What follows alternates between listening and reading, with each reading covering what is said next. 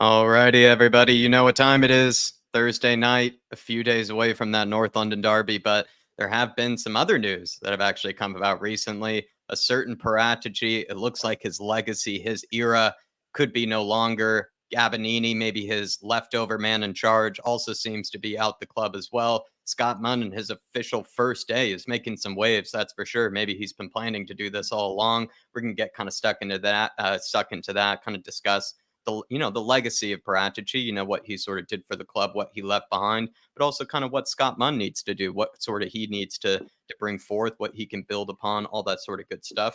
Daniel Levy, rare appearance. Normally, we never get to get many quotes from him. We don't usually get to see him even in front of a camera. I thought he was going to come on there, Jack, for a minute. That'd be nice. I kept him hiding in the StreamYard background.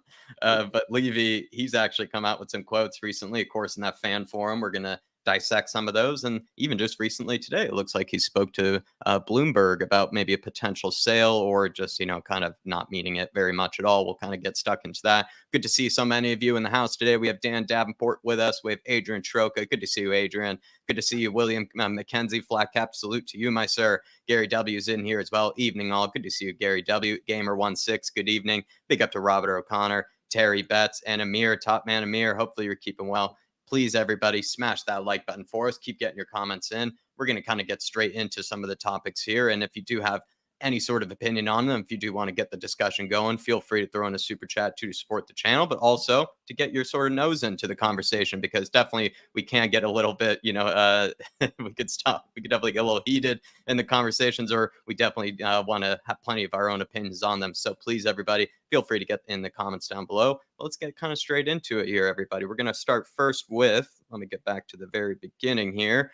Paratici being no more. Why do you think Scott Munn saw it necessary, in fact, to even get rid of the foundations built by Paratici? I'll start with you, Sim, because he's gotten rid of Gabonini today, who's one of Paratici's kind of main hirings. And as well, Matt Law of the Daily Telegraph just said today that apparently Paratici as well could be out the door very soon. And that consultancy sort of role is kind of, only temporary. Thoughts on this? Well, I think it's probably best to have a director of football who can operate in football operations. So I think that's probably the reason, I would say, that we need that, as much as Paratici's doing a great job in his advisory role. And he's a good director of football when it comes to getting deals done.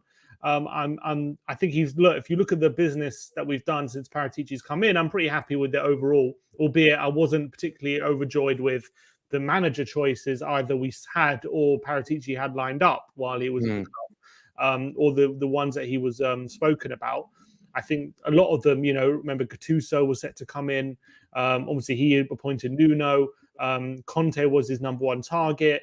A lot of the targets post Conte that he were being talked about when Paratici was here wasn't something that I was overjoyed with. So on that element, I wasn't so happy, but I was happy with the transfer business he's done. But at the end of the day, Scott Munn's come in. What's his official title? Chief Football Operator? He's like a CEO, I guess, Chief Football Officer. I guess even we have a...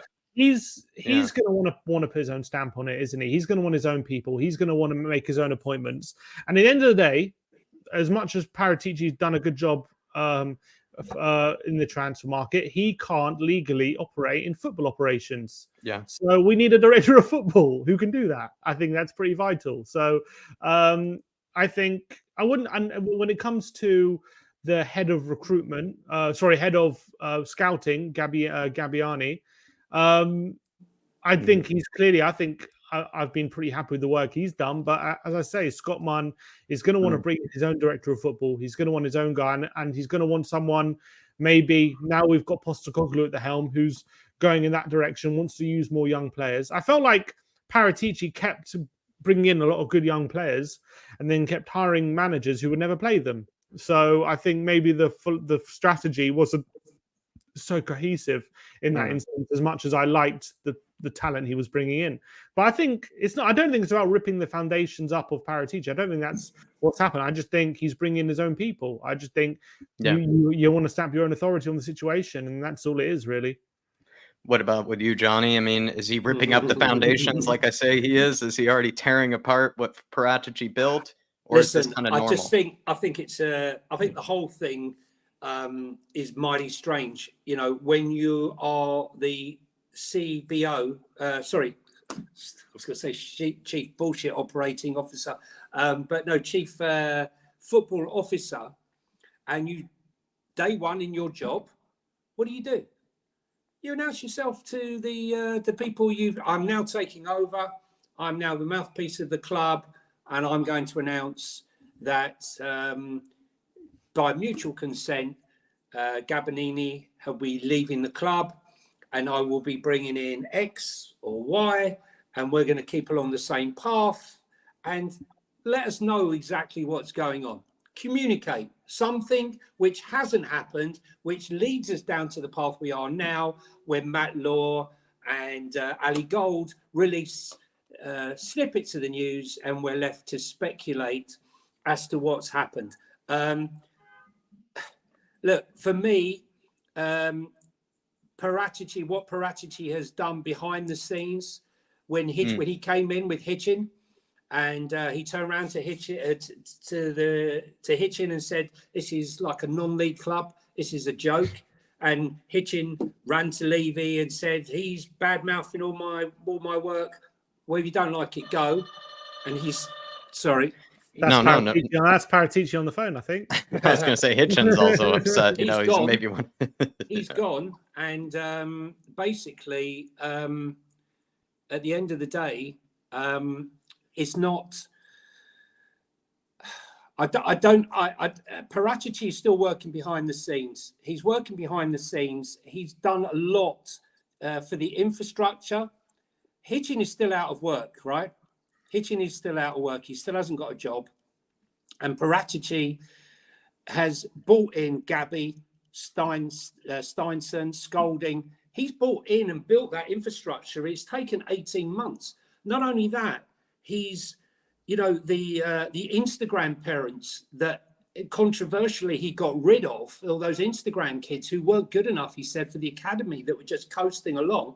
He got rid of them, left a gaping hole. And then the directive was to recruit 16 to 19-year-olds to supplement and pad out the talent that was undoubtedly there in that group. And he's done that. The Herbie Halls, the Lancashires, the Sosop Bells, the Phillips, the SARS, I could go on. And go on. Do you think, just quickly, Johnny, like I really am, you know, I was very happy with Gabonini, very happy with Paratici. But when I kind of look back at an old Ali Gold article with both of them, right, they were kind of seen as guys that were, right, the workaholic types. They also kind of very much saw themselves as kind of, you know, right in their own way. Like they sort of had their own way of doing things. They kind of came in sort of with these kind of rock star sort of kind of personalities. And do you think maybe Scott Munn is a guy that maybe thought that that's not, he just doesn't want that around. He doesn't want something like that around, these kind of big personalities, sort of DOFs and chief scouts that are, you know, kind of a bit all over the place. I mean, look, Simeon will remember this. Just one last thing about this, the academy. If it hadn't been for Paratici going and breaking McDermott's ethos that the kids shouldn't be paid top money because he wants them to be hungry, I'm sorry, that unfortunately, that method has died. The parents who have supported these kids through years and years and years, they're going to jump when they see the money.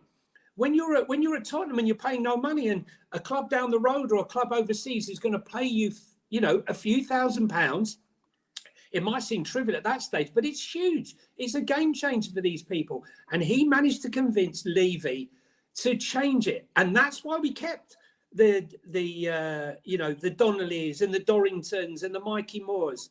You know, yes, they love the club, but that was fundamental. So when people say, oh, you know, about the signings, it's about a lot more than that. And what worries me is that Scott Munn has come in.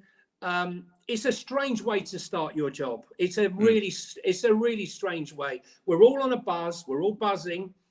And it just seems to me very strange. I could talk about this subject for a long time. So I better stop, because otherwise I'll get carried away. But I'm quite passionate about it. And the thing is, whilst I was sort of lone championing a lot of what was going on, especially during the Paratici period, rather than the Don Paratici period. It was heartwarming to see over, say, the last 5 or 6 weeks, so many Spurs fans changing and doing articles on Twitter. The great Gabby, the great Paratici. Oh my God, look at the squad. 10 of the players that started the game against Burnley, that we were 5-1 up, were all Paratici and Gabbanini signings. It switched, it all turned. And that positivity matched what was going on with Ange. And then Munn's come along and he's cut the legs off of that. Yeah. And to be honest, Sim as well, he does. Sorry. There he is. There he is.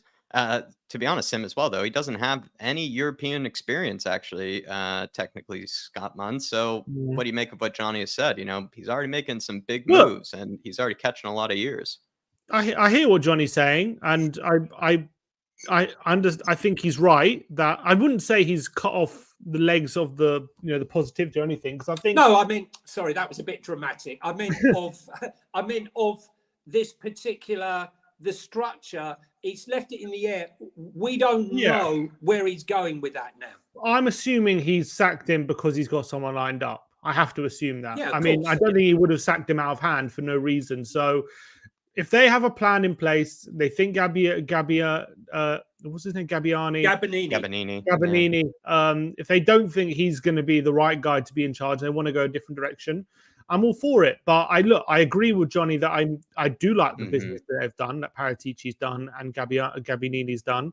I think they've brought in some really good young talent. I'm looking at the likes of Sarr right now, who we signed 2 years ago, and he's now in the first team. Look at the likes of Udogie, who was signed a year ago, who's in the first team. Who knows where Valise is going to be in a year's time? These kind of I'm really liking Phillips. I'm really liking the young talent that we've brought in, and that's a real positive.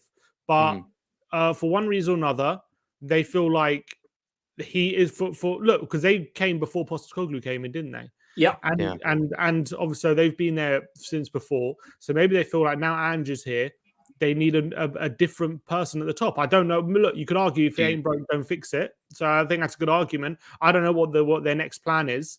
But I'm not going to be upset about them leaving, because I think maybe they've got a better plan in place. I don't know. It's tough for me to say. It's tough for me to say. Do you think it comes down to the character, though, Sim? Here's a quote I have, from like last year, I believe, about Gabbanini in particular. And I feel like you could say the same thing about Paratici, sort of with this quote. It says, the Italian is a passionate, direct talker, a workaholic like Paratici, and is not one to mince his words. That style did actually not go down well, though, with everyone. Some simply say he's actually a character. Others say he has crossed. Others say he has claimed his style can come across as arrogant and a bit confident in his work, and has actually rubbed some people off the wrong way. So maybe Paratici and Gabbanini, they're, like I said, they're big personalities, a bit full of themselves, maybe for good reasons. You were just talking about Gabbanini, he was speaking about in this article, and then he said sort of like Paratici as well. Could that be the reason, Scott Munn? Yeah, maybe they just want a more holistic approach. Maybe they're looking for more collaboration rather than someone who's seems like a bit of a dictator. What I say goes, and that's it. Maybe it's a different kind of approach they're looking at. But I can't say he's done a bad job, because as I say, since he's come in, I've liked the signings, and I think we're going in the right direction. So I don't want to say, I'm not sitting here saying, it's a great decision, he's been sacked and he did a terrible job. So I don't think that's the case. But I'm not really sure what the plan is going forward, but I'm sure Scott Munn just wants to come in and stamp his own authority on the job, and he's got his own plan in place. And if we've taken the decision to hire Scott Munn, I guess we just got to go with it. Yeah. To tell me something, do you remember what always shocked me about Paratici was I think it was the first game. Yeah, I think it was the first game or the second game at the Lane, at the new stadium, and I saw him sat on the bench. I was thinking, what's going on here? I don't know, I've seen him on the bench. I actually thought if you'd have come and you were a tourist and you didn't know the manager, you would have thought Paratici was the manager. He was throwing his notepad on the floor. He was screaming at the players. That, to me, is a guy who I want in my team. He's a workaholic. He's absolutely obsessed with the game. His notebook is second to none. These are people. If you look at the greats in football or any sport, they are normally the obsessives, and those two were obsessive, whereas Steve Hitchin was a complete and utter joke, who was still looking for a job. And I just think it's a strange way for a new head of a company to start on his first day, that this is leaked, no statements come from the club. You know, if things are going to change at the club, then we need to lead from the front, so that we on streams, or we as fans, can take the real news, the facts, and then digest them, rather than run with snippets and try to put the pieces together ourselves. And Johnny, maybe on to Paratici, and I do have another question though on Munn kind of later, and kind of his relationship with Levy, but just sort of to, in a way, mourn our man here. What do you think is Paratici's legacy? Did he actually leave the club in a better place than he found it? Because that's sort of his job at the end of the day, is to come in, and you would like to think at any position that you take in life, you left the place in a better place than you found it, and do you feel like that's the case with Paratici? Has he done that?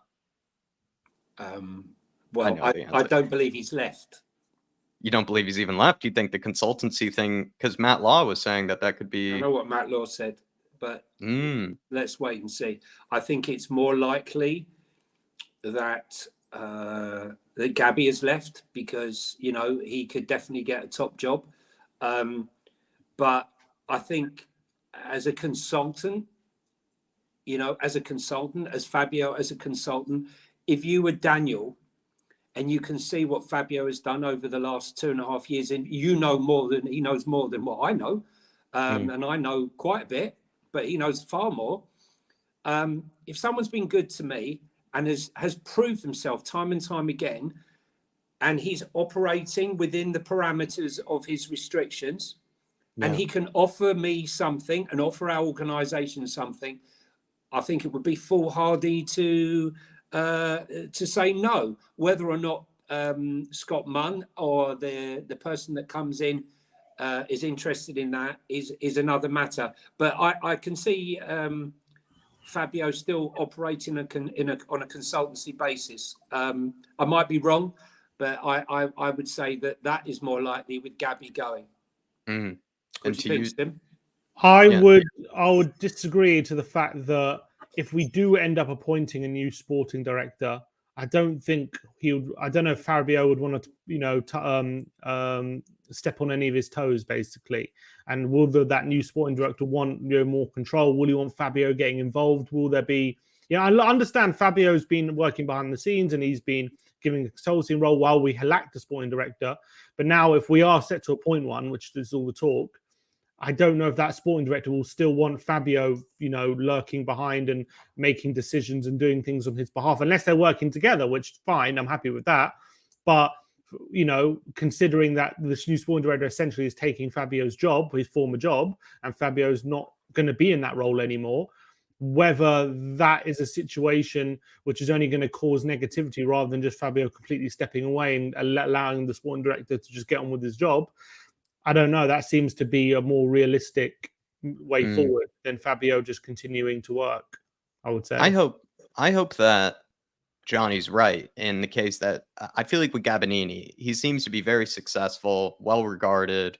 And two, there was this kind of article that came out that sort of said, like, I think actually Schenkel sort of brings it up here, that he actually was probably eyeing that director of football role. And if he didn't get it, then he might have sort of thought, you know what, I can probably, take my sort of talents elsewhere, or I could get an even better role, a bigger role with the club in Italy, or maybe another club in the Premier League. So it could be the case that Gabbanini, I don't know if this is the right phrasing, but maybe it might have been too big to kind of keep his role as sort of the chief scout. He probably would have looked for a bigger role than that. And then you then hope that Paratici is actually kept around as some sort of chief scout consultant, type of role.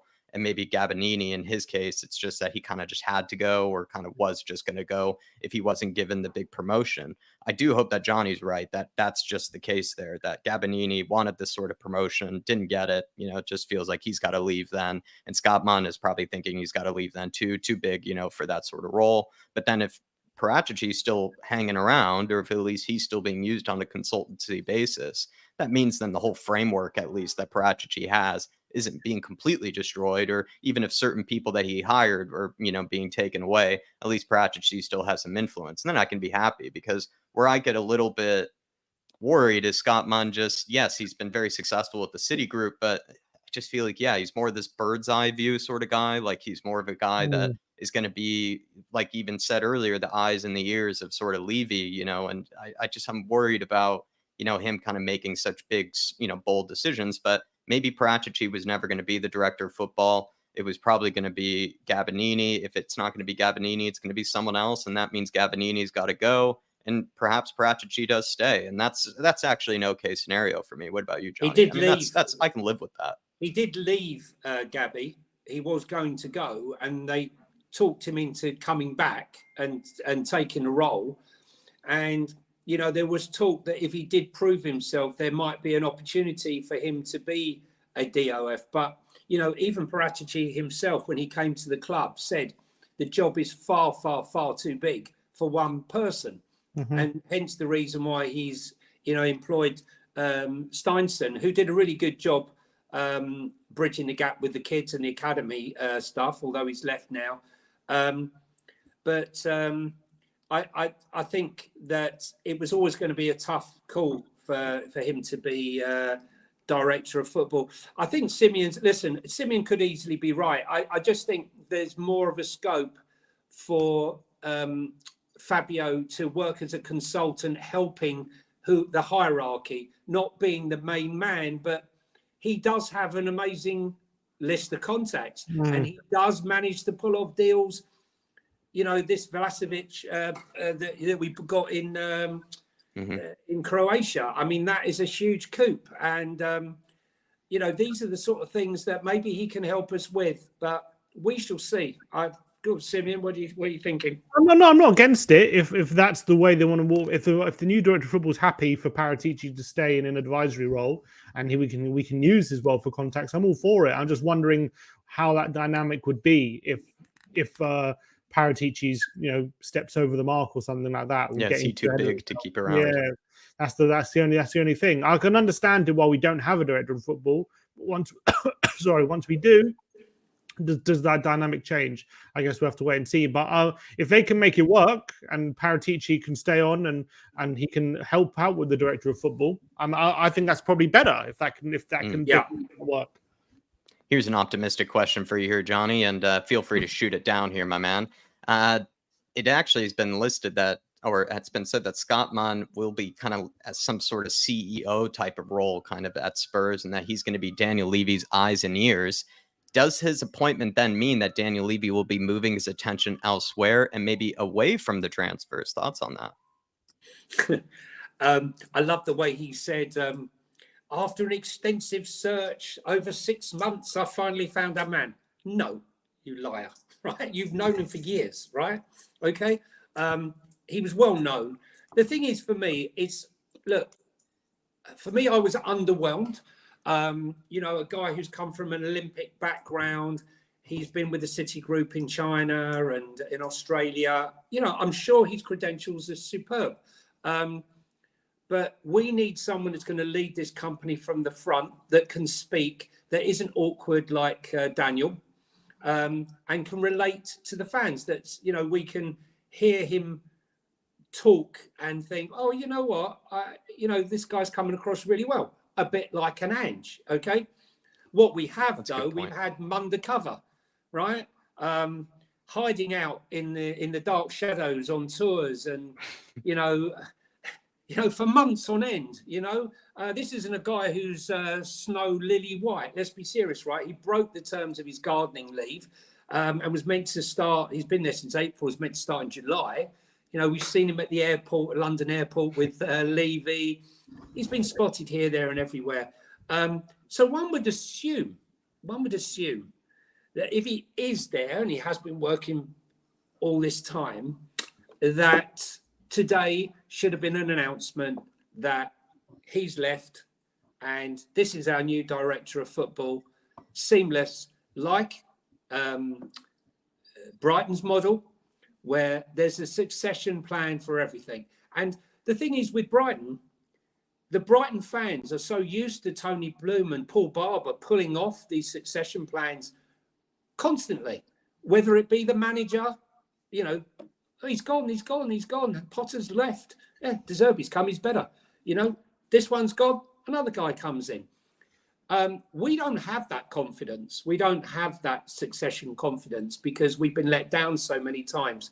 So when you see Gabby going out the door and this new guy coming in, are we going to get just a guy who isn't Levy, but it's the same as Levy? Doesn't talk, doesn't communicate.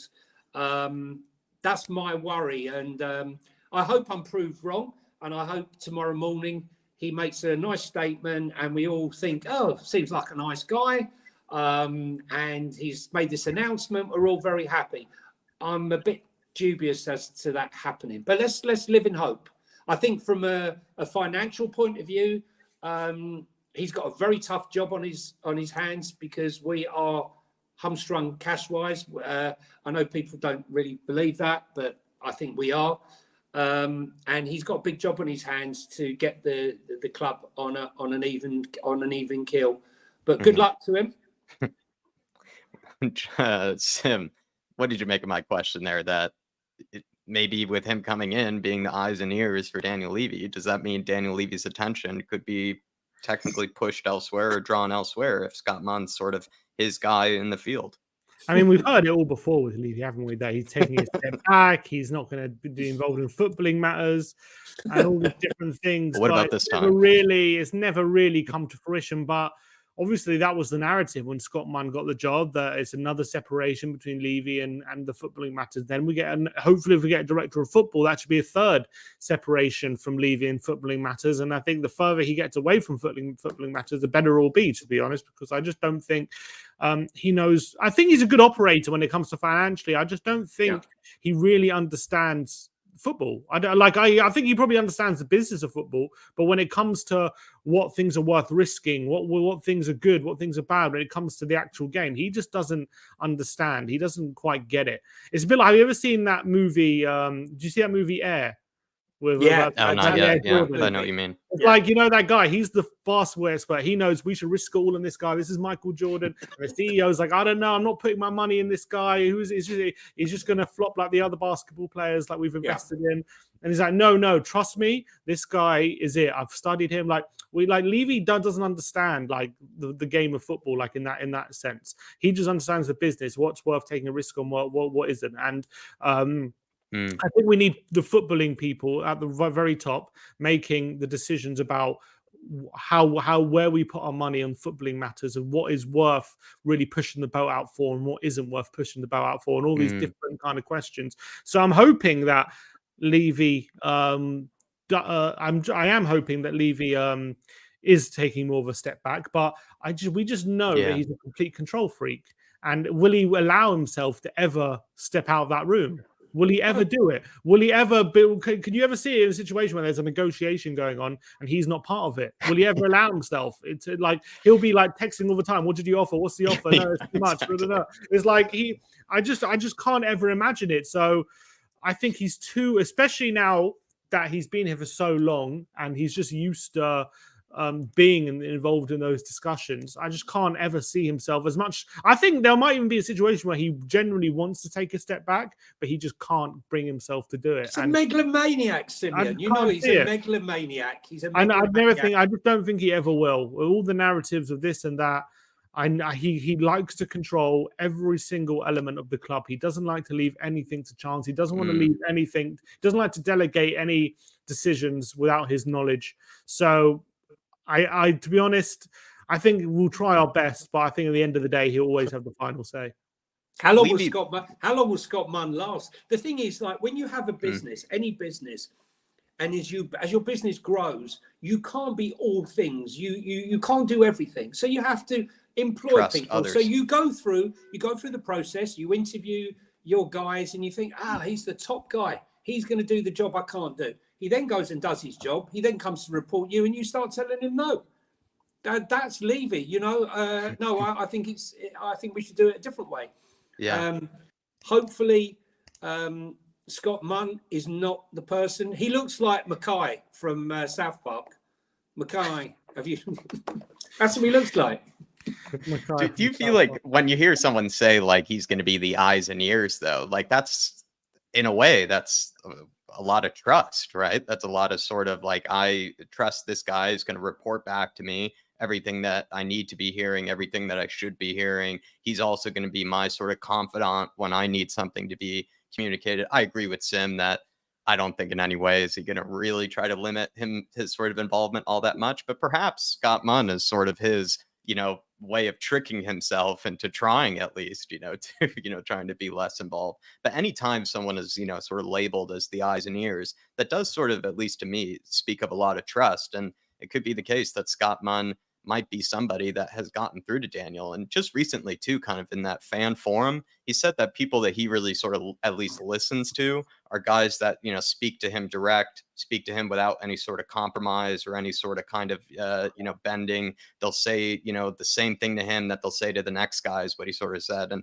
it seemed to be a bit of a jab maybe at sort of previous managers and maybe previous people who have, he's worked with. But it seemed to be the case that he likes sort of straight talkers, guys that are just going to give their opinion with no sort of fuss or anything about it. Paratici actually happened to be one of those, which is why actually Daniel Levy even liked Paratici in the first place, because he was willing to sort of tell him his opinion, tell him when he was wrong, tell him, what he needed to do.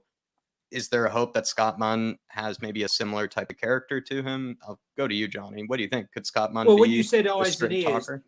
yeah, I mean, when you said eyes and ears, did you mean sort of more cameras around the training ground and more bugging devices so he can hear everything that was going on? I wasn't quite sure when you were referring to eyes and ears. I don't buy it. Listen. No. I think like Putin. How many people are around Putin? How many eyes and ears does he have? Yeah, how many eyes and ears does he have, and how many people are actually telling him the truth, or are they telling him what they want to hear? I think he surrounded himself with people that have been there a long, long time, who protect themselves. We know who they are. There's no need for me to mention them, but the inner circle, the circle of trust. Does anyone really tell him the absolute truth? I don't know. Do people feel that if they told him the truth as it is, they might lose their job? I don't know. I really don't know. I hope Scott Munn is the refreshing person that we need. As I say, I'm disappointed at his first day today. First day in the job as a CEO. If you were a public company or what have you, you would a letter to the fans, short video. You certainly wouldn't be leaking out a story like this on your first day, just before the North London derby. The day after we just heard the terrible news that Paratici is out for probably the rest of his Spurs career. So it's back to the same old Spurs. Last season, it was every single week there was another disaster that befall the club. You wake up, I used to go on with Brian Dacre. We'd go on, and just as we'd finish the show, another bit of bad news would pop up. And I thought we were really past that now. And I hope this isn't bad news. It's just a little blip. And we'll come out of this with positivity. It's just not very well. It's not been well handled. I agree with you on that. I do. Let's ask, ourselves what actually does make, though, a good director of football, and what type of director of football do even Spurs need? Sim, could you even attempt at answering that? What actually is a good DOF? What even makes great question. A good DOF? For me, what a good director of football is someone who basically will collaborate with the coach on what kind of football club we want to be from a footballing standpoint. They'll work out a strategy. We want to be, a young progressive team, or do we want to be a team that's looking to win a title, or a low block team? Or they'll just like collaborate with the manager to discuss what philosophy and what kind of implement a strategy footballing wise in the club, and then they will go out and try and identify with the scouting department what kind of players we want for each position, what kind of profile we want for each position, and go out and collaborate with the scouts to find these kind of players. And they'll decide with the manager what kind of profile we're looking for. So what do we want for a left back? Do we want a fast one? Do we want a like a Zinchenko, more inverted one? What do we want for a centre mid? Are we looking for a more of a passing centre mid, or a centre mid with more legs and more energy? All these different things. And I think a director of football basically oversees the strategy, and I think will basically give the profiles to the scouting department to basically go out, and the scouts will go out and look for these certain profiles and these certain positions and whatnot, basically. So for me, I think working out the strategy and working out what we want in terms of recruitment, that would be what a good director, and obviously having the good contacts like Paratici had, 100%. Yeah. That would also go a long way to what for me would be a good sporting director. And also, though, just quickly, Sam, is Tottenham in any way? I mean, obviously, every club is different. Every club is unique. But is Spurs an especially unique club to be a director of football for? Like, do you need certain skills, certain, patience, tolerance, maybe for certain things? Probably. Is it an especially good club to be in a unique club to be a director? Or difficult or strange? Probably with like Daniel Levy, having to deal with him. I think that's pretty unique. Having to deal with a lot of the constraints I assume he probably puts a lot of his staff under, and the control as well. You just saw in the Amazon documentary how the fact that those meetings, he likes to stop in and like just disrupt what's going on, like to have a chat and see what's going on. I think that's probably something to deal with. But when it comes to the job, I think, look, the facilities are there. Like, we probably have more money than most Premier League teams when it comes to this kind of thing. So I wouldn't say it's an especially unique club for this to deal with. When you're talking about, like, if you're talking about clubs on our level, like Everton, Villa, I mean, like, in terms of size of the club, maybe we're bigger than them at this point, but maybe 10 years ago we weren't. But I think when you're looking at those kind of clubs, you probably want to be director of football for us, I would say, rather than those clubs. But when it comes to being a director of football for us compared to the rest of the top six, I would say we've had our strategy all over the place and very muddled in recent years, and we haven't known what we want. That's 100% true. Whereas maybe other clubs have known, and it's a much easier job to do. Like Liverpool, they know what they, with Klopp, they know what they want. They know exactly what they're looking for. Same with Man City, Arsenal at the moment, they know what they're looking for. So from that point of view, like, you're going to have to discover that as a Tottenham director of football, albeit under Ange. I think maybe we're going in the direction where we're finding out what we want, really, compared to the last 4 years. We haven't known what we want. That's the truth. What club we want to be. And so I think it is probably difficult, but I don't think it's specifically unique to Tottenham. What makes a good director of football, Johnny? Someone who can be undermined, who can suggest players, and when a guy who's better at doing bank account details and who knows about as much about football you can print on a postage stamp tells you that maybe you got it wrong. No, look, my real worry here is someone going to come in and redo everything for the sake of redoing it? A top... that's my worry too. A top director of football, if he's honest, he will come in and he will just shave off the little bits and pieces that are the blemishes, right? Not knock it all down and start again. You know, if there are a few nicks and cuts that need sorting, then address them. Don't knock down the house and start Keep again. what was working. Yeah, I'm. Our academy, and I'll say this again, I don't remember in my lifetime an academy being as good as this. I really, really don't. And I tell you what, I've been the one that's been slagging off this academy for years and years and years, constantly. What's the point of building a state-of-the-art training centre and filling it with dross? Producing one superstar every 10 years. That's not what this is about. We should be like Arsenal, producing a conveyor belt. My problem is with these director of footballs, look at United. Look at United spending money terribly. Look at Chelsea spending money terribly, right? We have finally got the formula right. We finally got it right. we're going back to the old days where we're buying up your Luka Modric's and players for not a lot of money. Our job is to turn water into champagne, right? Yeah. Not to turn champagne when we're paying 60 million into piss, excuse my French, or water. In the likes of Ndombele and player like that, you know, it's very hard. I think, you know, if someone turned around to me tomorrow and told me we've got Edwards coming in as our director of football, the ex-Liverpool director, DOF. You used to be at Spurs, right? Yeah, I would. Yeah.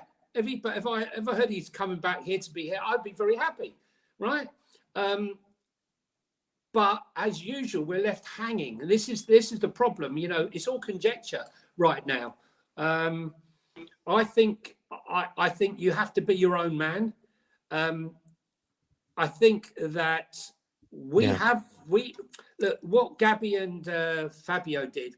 They did the scouting and they presented these players to Ange and said, look, these are the players that we found. And he will sift through those, and some we could get and some we couldn't. You heard Ange himself saying there were a couple of players that he wanted that we couldn't get over the line. There's the centre-back that we tried to get that fell through. Any ideas about who they were, you reckon, Johnny? Well, I think the Bournemouth guy was one of them. You reckon Lloyd Kelly? Yeah, now for me, it's really underwhelming. He actually looked pretty good against Chelsea. I watched him against Chelsea. Yeah, no, you see, he's not sexy. See, the thing is, right? You see, this is what I'm saying about not a sexy signing, right?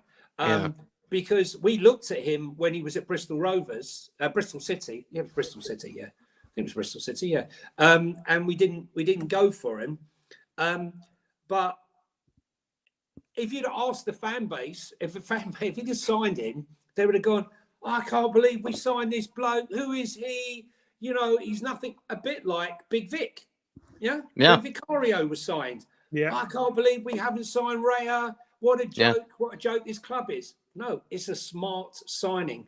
And I don't want us to lose what we're doing. You know, this is the way forward. I don't know if there's going to be continuity in that by removing Gabby and bringing these other people in, that they're going to be bringing in a different ethos and a different mythology in finding players.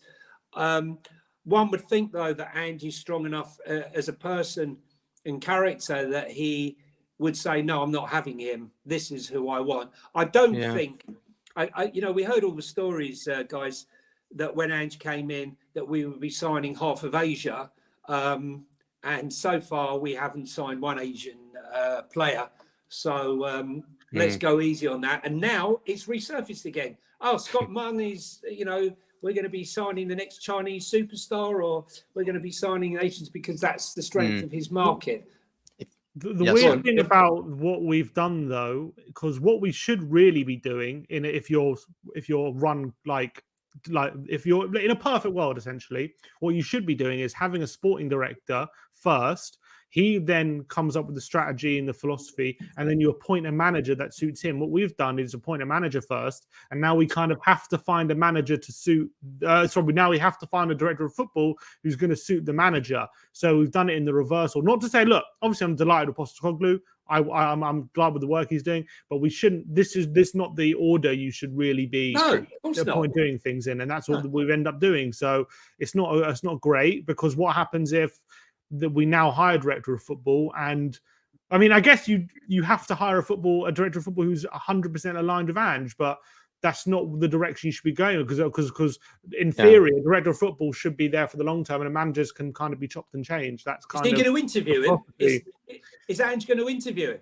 I mean, what happens if Levy appoints him and Munn interviews him, and then 3 weeks in, Ange turns around and says, "I don't really like the way he is. We don't get on." I mean, my feeling, this is an example of kind of Levy's sort of wanting to have his hands in everything, and he's even willing to go in a backwards sort of, or like, illogical sort of way to go about it, right? Because he wanted to pick the manager, so he didn't want maybe to hire a director of football first, because if the director of football gets hired, he sort of finds the manager, gets sort of that search going. That means Levy is in a way kind of left out of it. He instead sort of took charge of the manager search. Now, in a way, he's almost taking charge of also the director of football search as well, kind of next to Ange. So I think this is actually the way Levy's gone about it, so that he can make sure that he has, as much control over this whole search process for both roles, to be honest. I remember, go on, Simon. I remember 2 years ago, I was invited to a meeting with Donna Cullen and with some other people. And it was actually while Nuno was still manager. It was just after we'd beaten Newcastle 3-2. It was just basically at the height of like the whole Enoch out stuff, and they wanted like a clear the air kind of talks, whatever. So we were having a meeting, and I remember we were talking about the whole Pochettino era, and we were talking about how when we were basically, I made the point to look, when we were on top, we didn't push on, and we should have really made signings to cement our place, and we let it stagnate. And why didn't we make signings? And I remember very clearly she said that because I was basically not laying the blame on the board, but I was saying, look, what's going on? Why did you not make more signings for Pochettino? And she said that actually he was given opportunities to sign a lot of players, and he turned them down himself because they weren't the right players for his philosophy and for what he wanted for the footballing side, and he ended up turning down a lot of the players that were offered to him from the recruitment team. Now, thinking about that is a clear indication of where we were going wrong, because why is the recruitment team going after players that Pochettino doesn't want? Why are we even looking at that? And if we end up the window signing no players because Pochettino has rejected every player that's come forward to them, I mean, the Donna Cullen was kind of implying it's Pochettino's fault for rejecting these players, but it's not. Because that goes to show the problem when there's no holistic approach between the management and the director of football and hierarchy. That can be the problem, because how can the recruitment team be going after all these players that Pochettino doesn't think is the right fit for his team? And if we end up the window, him rejecting all those transfers, that has to be a fault of the lack of communication between the two, because they spent all this time suggesting all these different players that are no good for Pochettino, when there should have been a holistic approach where Poch this is the profile we want, I'm looking at, and that's what we should be going for, rather than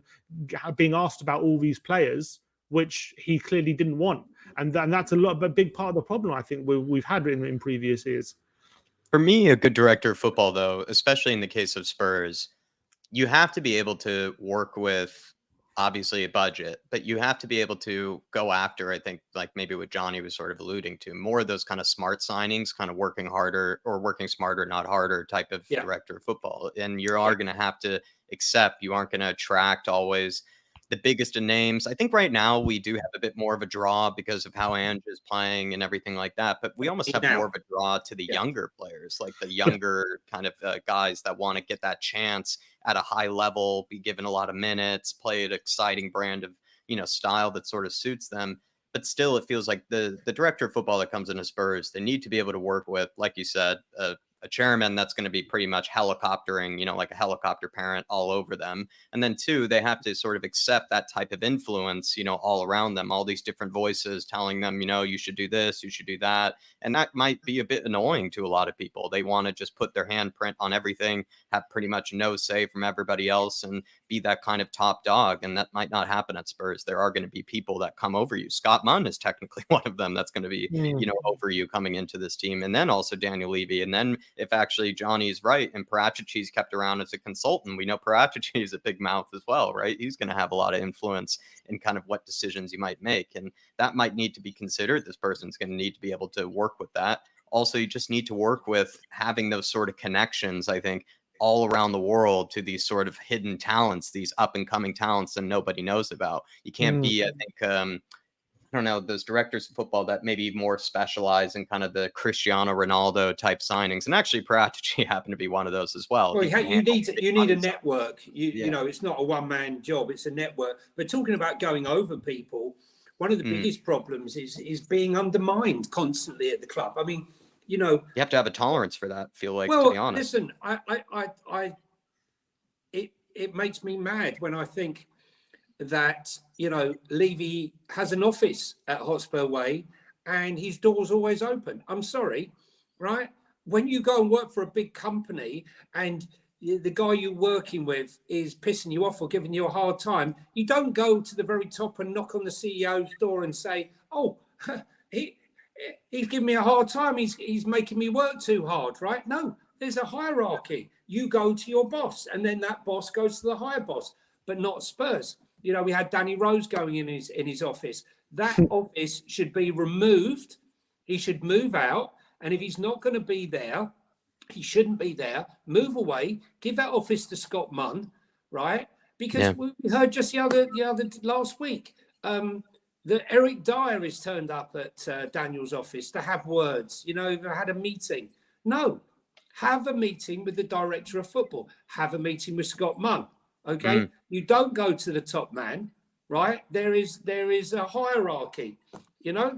In every business, there's a hierarchy. You don't just bypass everybody and go straight to the top. You're undermining the people. And when you're a manager, this is what used to happen with the manager. What did Eric say? He won't let me play with the ball. He won't let me play with the ball. I don't know what he said to Levy, but at the end of the day, he should not have that opportunity to bypass the manager, bypass the director of football. There's a hierarchy. He goes to the manager. The manager then has a word with the DOF, or he has a word with Daniel and says, look, I've got a very unhappy player here. We need to get rid. But no, they think because Daniel gets involved in everything, like how long should they cook the pies? What's for dinner? No, move away. Don't get involved in that. Let the football matters run by football people. Stick to what you're best at. And if what you're best at is finding, doing the deals and making the club money, then happy days. Get on with it and do what's best. Okay? Because right now you're splitting your time and doing things that you're not equipped to do and making a pig's ear of it often. Yeah. Slight changing gears here, everybody, but we also have to talk about that fan forum. And Levy had this to say, and he was speaking about the previous managers. He was asked definitely some interesting questions. And he said, we had a change in strategy. Let's bring in a trophy manager. We did it twice. You have to learn by the mistakes. They're great managers, but maybe not for this club, for what we want to play a certain way. And if that means it has to take a little bit longer to win, maybe it's the right thing for us. And that's why, from my point of view, bringing in Ange was exactly the right decision. And the question I kind of have for everyone in the chat, the question I have for these two here is, were you kind of on board with the decision kind of to go to the win now managers? Pochettino, he didn't get over the line with that Champions League final. We did find ourselves, kind of unraveling a little bit after that and kind of the season afterwards.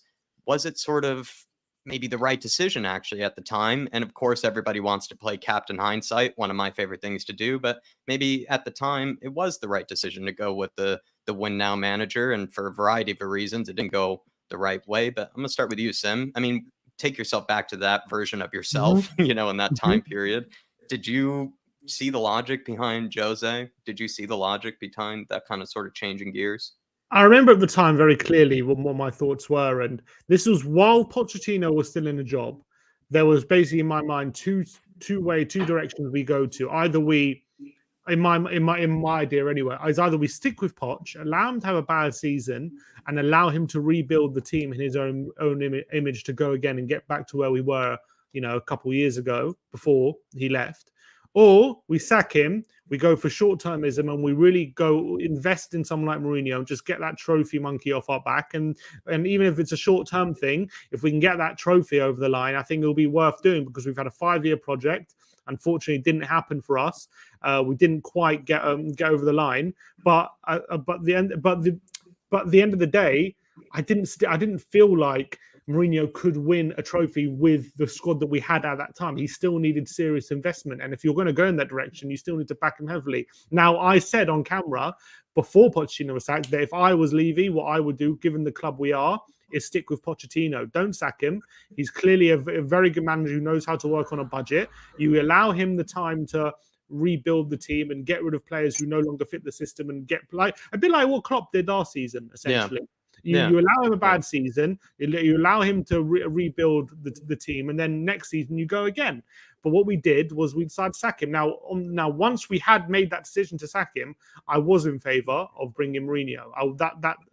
I thought that was probably the best way to go, because what's the point in, if you're gonna go through another rebuild, then you might as well stick Pochettino. You stick with Pochettino. So if you've decided we're not going to go through another rebuild, we're going to try and win trophies now, you might. Then I accepted that we should go get Mourinho. But I wasn't one. But what my point is, when Levy says he was bowing to the pressure, I wasn't putting pressure on him sacking Pochettino. I wanted to keep Pochettino.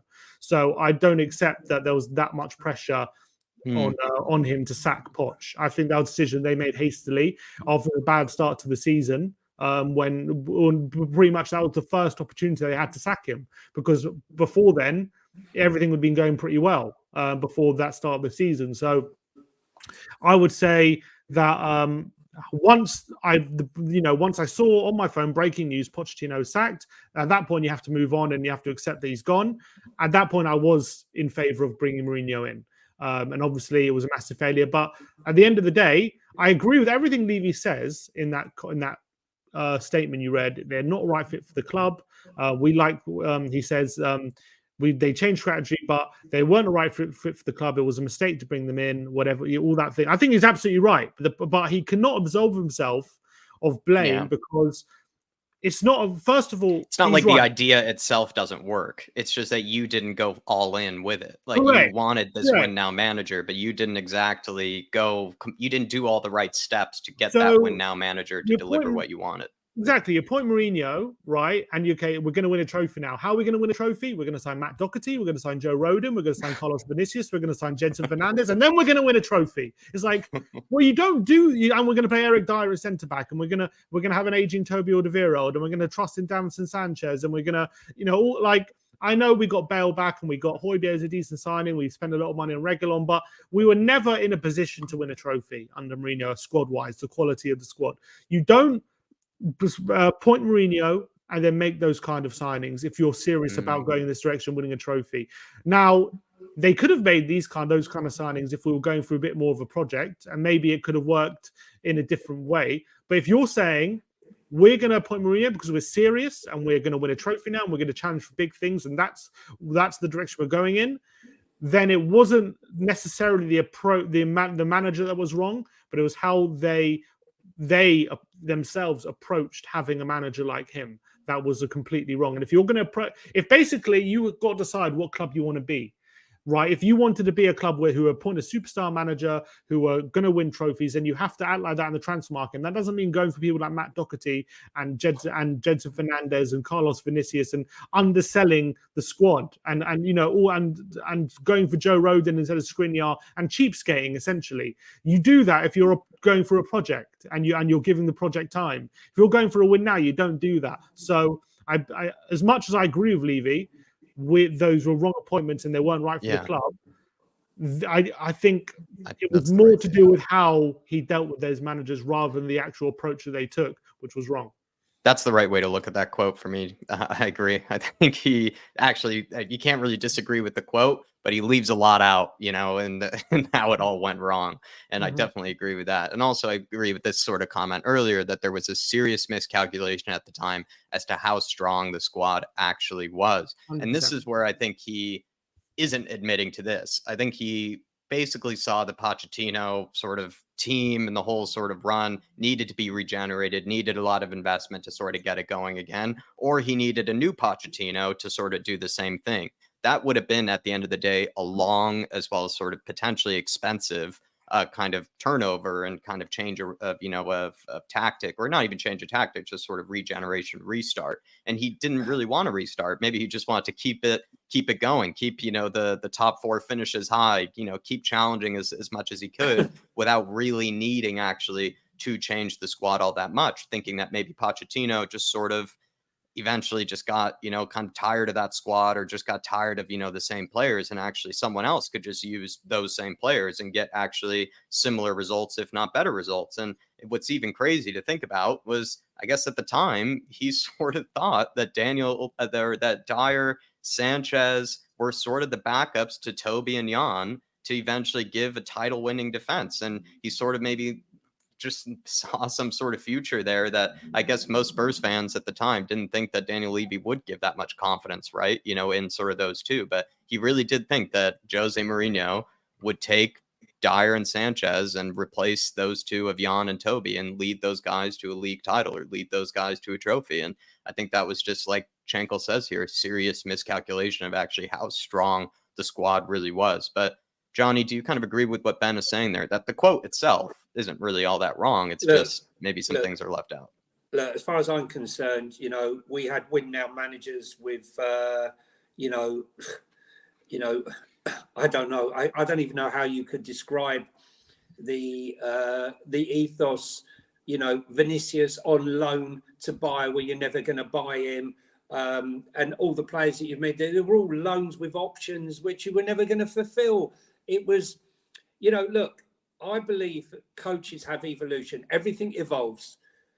Phones evolve, people evolve, language evolves, and football evolves. And for me, Mourinho tried to evolve his football. He was definitely a softer Mourinho than the one that was at Man United. But he wasn't backed seriously with the players. And let's be serious, the way he was treated, being sacked on the eve of a cup final was just, that's Levy, man. You know, like, stop passing the buck, own it. Don't say, oh, you know, I made some mistakes. Yeah, you made lots of mistakes, okay? You put him in charge. You put a win now top-level manager with absolutely no intention of backing him in any seriousness. Now, the one thing that I you know, so I can let Mourinho off. Conte, on the other hand, right, I cannot let off, okay? You know, if I knew a guy and a girl and my mate turns around and he goes, oh, I've got this great girl for what do you think? I couldn't think of two people more unsuited than Levy and Conte as human beings. Honestly, they were, you know, as soon as it happened, I said, you are joking. This is never, ever going to work. He's going to throw his toys out the pram. Levy won't be able to cope with it. He's too obstinate. And we actually got the worst Conte. We got the worst thing of Conte. He turned up. He made me feel like he was doing us a favor even being there. He didn't embrace anything. I felt like, you know, he's dating me until he finds something better. And I think... But maybe Levy wanted to just suck it up for 2 years because Conte was going to, he thought, deliver him a trophy, and then he could just kind of get rid of him afterwards, right? Like sort of swallow the pill, let, you know, Conte come, win you a trophy, and, you know, then you can finally get the monkey off your back. I don't think we were ever... listen, I don't ever think we were ever going to win anything under Conte, because Conte's football, in my opinion, and I said it then and I stand by it now, football evolves. And look at Klopp. Pep, right? His football never stands still. He's already working on his next formation or next change. It evolves all the time. You know, look, well, when I started watching football and how it is now, it's completely changed, and it will change again. Conte had his method. This is my method. I'm not changing, but you don't have the players, Antonio. I don't care. It's up to you to get me the players. And then that came the Mexican standoff. He wasn't getting the players. The only thing I would say to him was that he had progressive players and he was trying to play in a pragmatic style. So therefore they were at odds, but it was always something that was going to end in disaster.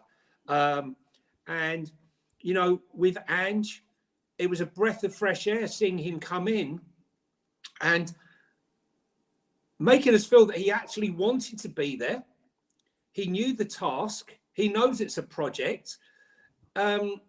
And yet we actually have gone out and bought some project players. But funny enough, the players that Conte rejected, Basuma, Sarr, I mean, look how he treated Sarr. You know, you throw a kid into a Champions League game, huge game, right, at the San Siro. He's absolutely the best player on the pitch. Next week he's dropped. Okay, Basuma, 26. He's played for Lille. He's played for Brighton. He's played all over the pitch. We signed him. He's our first signing in July. We're all raving about what an incredible signing it is by Paratici. In October, he's telling us he's still learning how to play my system. No, your system is antiquated. There's a reason why they didn't want him in Italy to be the Italian national team manager. There was a campaign against him because they know that style of football is dead. I know I wanted to, I felt like I should take a rope with me every time I went to see the game. I never went. Fair, Johnny, a year before we appointed him, you won a Serie A title. I understand that in Italy, I totally hear what you're saying, Simeon, right?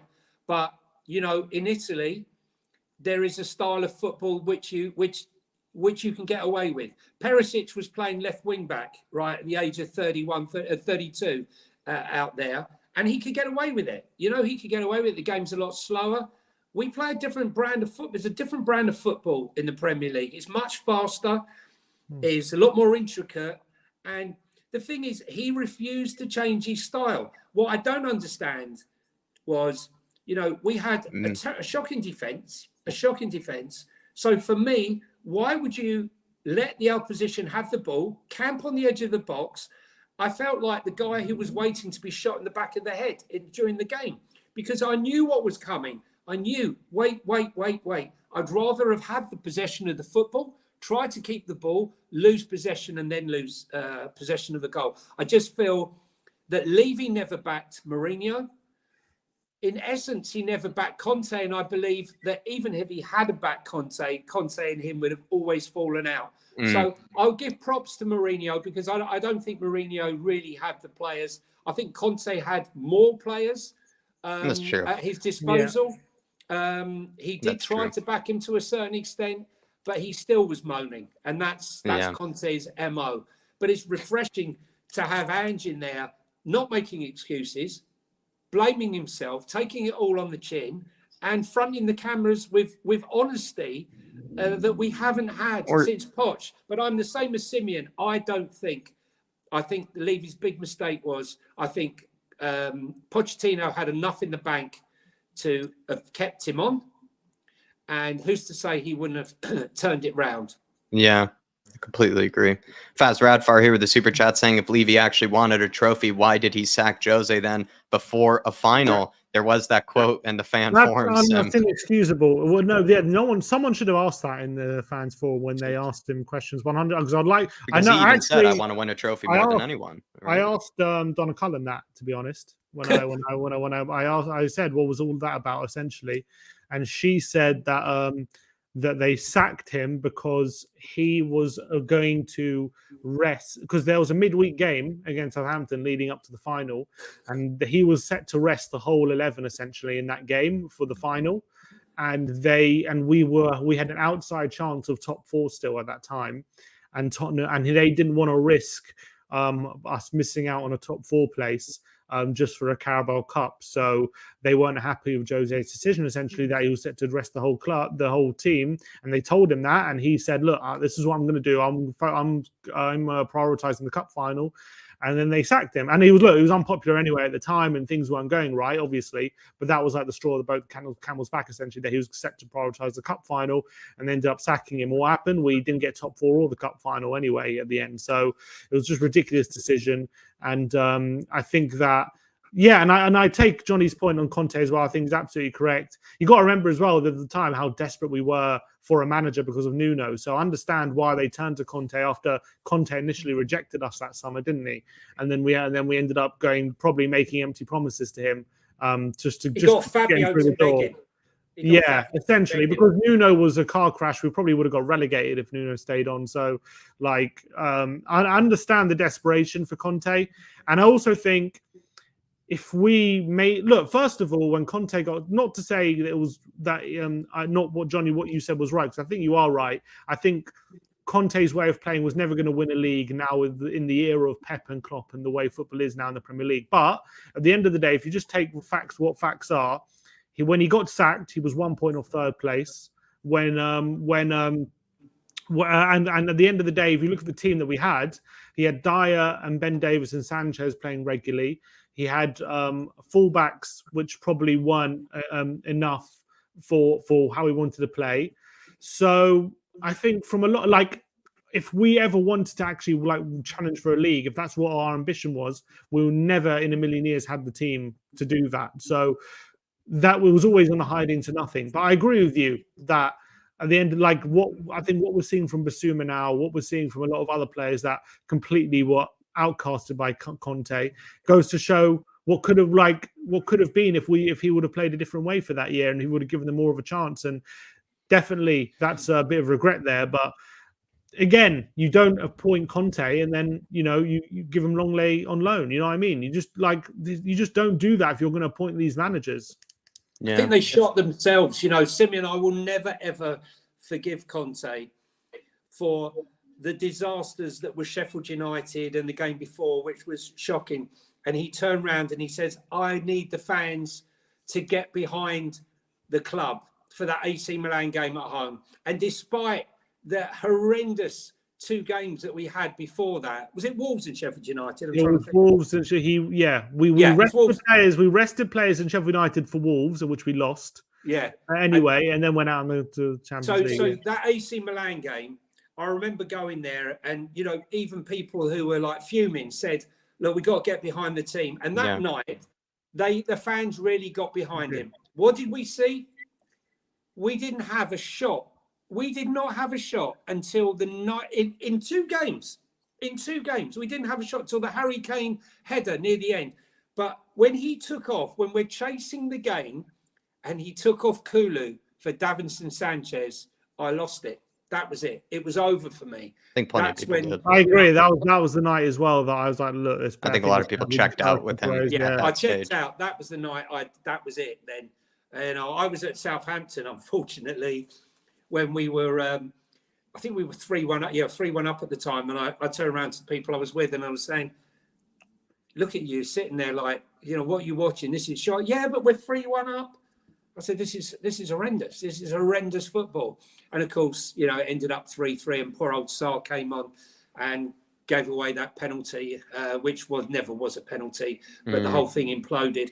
Look, we've moved on. We are now, in my opinion, I hear all the people saying, yeah, but I remember under Nuno, he won his first 3 games and they thought we were going to win the title. I'm not saying we're going to win the title, but there's a feel-good factor that hasn't been there for 3 or 4 years. I'm enjoying the ride. I'm not going to apologize for enjoying the ride or getting carried away. When the bubble bursts and it pops, which it will do, you'll see all those guys pop out. See, I told you. No, you didn't, right? This is a journey. This is the start, and hopefully the start of a progressive football journey where, we go every week. We go with hope and promise, and we start to enjoy our football again. And I for one, I went to Man United. I couldn't believe the atmosphere at the end there. People who I know leave 5 minutes before, who were there 10 minutes after. I went with Brian and your brother, with Ben, to was it Bournemouth? Burnley? To Burnley on the magic bus that took hours to get here and hours to get back. But what a game! The atmosphere was incredible. The fans were behind every single player, including Richarlison. And then we had Sheffield United. I have had more fun and more enjoyment in those 3 games than I have done probably in the last 18 months, by 1 game, probably at home against Arsenal. So I'll go with it. Yeah, and write it. And Ange is giving you the license to do so. He's basically given us the license to happy clap, Johnny. Faz, I would say I agree with Sim. I wish that people did kind of press Daniel at least a little bit more when he said that, because when he did bring up when he said nobody wants to, I don't think he said nobody wants to win as much as me. I think he said a version of was like, I want to win as much as anyone, or I want to win as much as the next guy. And I feel like it's one of those scenarios where, like, yes, we all have these sort of ideals, like, yes, I want to have a 6-pack, or something like that. But, it's all about sort of the practice of it, right? We all have these things that we want, these things that we strive for, these things that are ideal, but it is also how you put it into practice. And I think that's the case with Levy, is that he probably does want to win as much as the next Spurs fan does. He probably does get really upset and really down when we lose and we're not getting over the line. but he's And he actually wants a someone who can do six-pack. something about it. And he doesn't seem to maybe have any sort of recognition of that, yes, you can actually play a part in changing that winning mentality, in changing that sort of ethos in and around the club. Often you even see, new owners come into a team or come into a club. The whole vibe around the club changes, even from the owners, with how they sort of have different expectations, different goals, different sort of kind of just sort of regimented, kind of what would you say, principles or whatever the right word is around the club. And Levy has a direct hand in all that, and he can sort of change that type of vibe around the club. And that's where I just feel like I believe him that, yes, he does want to win a lot and probably does want to win as much as the next guy, but you can actually put it into practice. You can actually do something about that. And that's where I feel like it was a little bit, a little bit frustrating that he sort of said it in that way. And I agree with you, Faz. If he really did mean it, he would have, sucked it up and he would have let Jose play in that final. But instead, he didn't do it. He kind of let, something else, I guess, get in the way. A big shout out to Big Mike, gifting away 5 memberships as well. Top man, Big Mike, is giving it to Alpesh Patel, Chankle, Holly's Hotspurs. Shout out to you, Holly, Sean Maddox, and Just a Harmless Potato. Absolute legends, all of you. Take advantage of Big Mike's generosity. A big shout out to Lord of Acca. He sent me this. I'm sure some of you have probably seen it. There's a new sheriff in town. Yeah, brilliant. Yeah, that's Lord of Acca. He does some great AI stuff. It made me laugh. There's always a new dawn. There's going to be a new dawn, Johnny. We have to accept there's always a new dawn on the horizon. Yep. There's going to be a new dawn to come into Tottenham Hotspur Football Club. And hopefully he's going to be delivered by that sheriff, Mr. Scott Munn. Thank you, though, Big Mike. Top man. Really do appreciate your support for the channel. And everybody, do take advantage of it. Big fan show coming Monday, post North London Derby. So come on and have your say. We're going to wrap up with this last question here. And I apologize because scores on the doors, Jack. What was on the doors? Scores on the doors. What's the views and the likes? Because some people forget the like button. Thank you, Johnny. Let's check in on the people. Let's see where they're at. Ooh, 230 in the house, everybody. 96 likes. Could we do us a favor here? Not going to ask too much. I don't spam it. I don't ram it down your throats or anything like that. Don't try to annoy you guys too much. But let's get to at least, 125? Can we set a marker, Johnny? Can you give them a marker to hit? Listen, look, guys, it's very simple. Subscribe if you're new. Subscribe doesn't mean you're paying subscription. It's just to let us know that you can see more of Jack and Dave's show, Irish Hotspur, and just press your thumb on the like button. It's painless. Honestly, you'll enjoy it. In fact, I would say it feels good, Johnny. It does feel good. And it's good for the channel.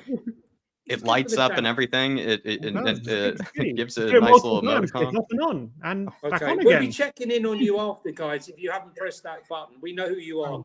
Nice one, Johnny. Thank you, my man. Dude, Dave would absolutely thank you if he's watching it as well. Keeping us in check. But we're going to end off with this last one. I apologize with the image because it seems to kind of throw some people off here with the image here. But just the fan forum opinion in general. Was it a success? Did it prove to be useful? Was it beneficial? Was it too manicured? Did you actually get something out of it? I'll go to you, Johnny. I mean, thoughts? Like, was it manicured too much? Did you actually get something out of it? I thought the compare was quite good. I thought the highlight for me was the end, if I'm honest. Ange, when they said that's a wrap, and they wrapped it up, and they pointed to the kid there who has special needs, and he got on the mic. It was probably its great moment. The way Ange handled it, though, it was an absolute class act. I got to be honest with you, when Levy was going on about he had to put the ticket prices up 30% because he has no other revenue streams. Lie. We know you have other revenue streams. You've got the walk of shame. You've got the tour. You've got the NFL. You've got the concerts. You're going to have the FF1. So don't say you don't have any other revenue streams. You could have put the price of the burger up 20 pence and made up the money. Instead of putting up the tickets, I'm sure if you sold another 1,000 burgers for a 20p or whatever, you can make it up for the amount of tickets that were being sold. It seemed very petty. for a turn of 2.5 million. I'm sure you could have made 2.5 million up through other means. And the buyback clause, we said there was a buyback clause when Fabrizio Romano said there is no buyback clause. I would just like some honesty, and obviously those two things there sort of rankled a bit. I thought Holly came across, not Holly, what's her name? Beth England. Bethany, yeah, I don't know. Sorry, Holly Hotspurs. It's a plug. She always comes Shameless across plug as well. Shameless plug there for Holly. Bethany, I thought she was very good. I thought they were all good. Maybe I was being a bit cynical, but I think it was a controlled environment. Nothing's going to convince me otherwise. And the one is going to be the one that really pissed me off was Sonny. If you had to wear clothes, I know you love clothes. Would you wear your clothes like different outfit every day, or win the Champions League and have to wear one outfit for the rest of your life? Give me a break. Easy decision, whatever you choose to use your one question with. We got I guess. half an hour. We got half an hour to quiz them about any question, and that's what you've come up with. Yeah, that's probably Donna Cullen's question. Anyway, is it useful? Did you get something out of it? Yeah, I think it was useful. I think it should be a yearly thing. I don't understand why it's wide. I think I do understand because Levy probably didn't want to face 6 yearly. What is 6 years ago? What year would that have been? That would have been 2017, would it? So that would have been just after the last season of White Hart Lane. So no surprises why at that point. Levy, you know what's funny? If you go back to the last season of White Hart Lane and when we're bringing out all the players after the game and Daniel Levy comes out, he gets a massive cheer from everyone. And it was just interesting to see like the different perceptions of Levy back then to what it is now. But anyway, it's by the by. I do think it's a useful thing. I think some of the fan questions were quite interesting. There was like one fan who was not, I wouldn't say it was aggressive, but he said, "Look, how much is too much? And I want a figure from you, and don't say it depends." Yes, he was kind of taking it to him, so that was good. But obviously, he dodged that question a bit. Levy didn't really answer it. Dodgy. Yeah, exactly. Dodgy. What was interesting, I felt, was before the fan forum. Spurs said they're only going to release highlights of the event, and then they ended up releasing the whole thing. And I think they were pretty much prepared because obviously they don't really know what the fans are going to ask when the fans' questions are coming.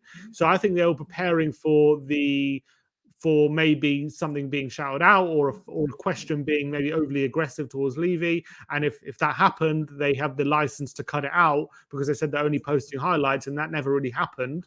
So they were able to post the whole thing unedited, it seemed anyway.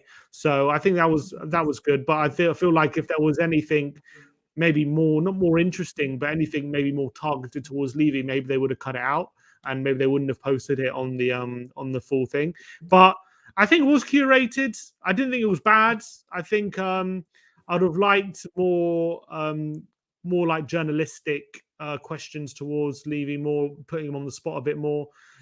He's probably more honest and more open than we've seen him, but that goes to more. That's probably more to say about how non-honest and non-open he usually is than how honest and open he was in this setting. But I thought Ange was good.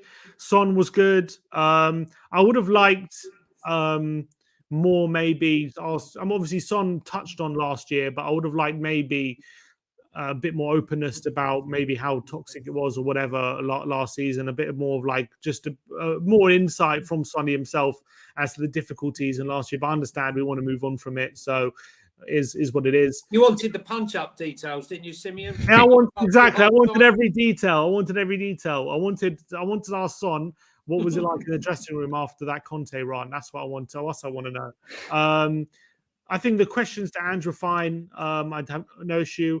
I probably sound terrible, but you know the Bethany and the manager of the Tottenham women's team, they came across very well. But wasn't as interested in what they had to say as I was the other guys. So that's just the reality of following men's football, I guess. But obviously, I'm very happy that they were there, and they came across as good ambassadors for the club, and they were very good.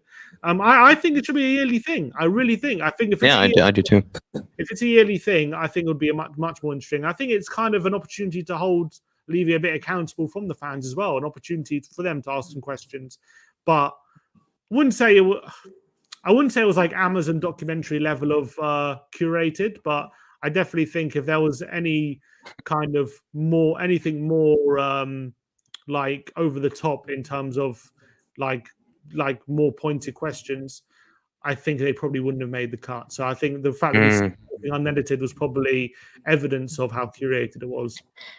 I just feel like it always is going to be manicured. It always is going to be curated. They're going to try to anticipate whatever questions that could throw them off, that might lead to some pretty dodgy answers that, they might regret of some kind. But I don't know, like you have to accept that. So with that in mind, I actually was surprised that it wasn't more manicured, to be honest.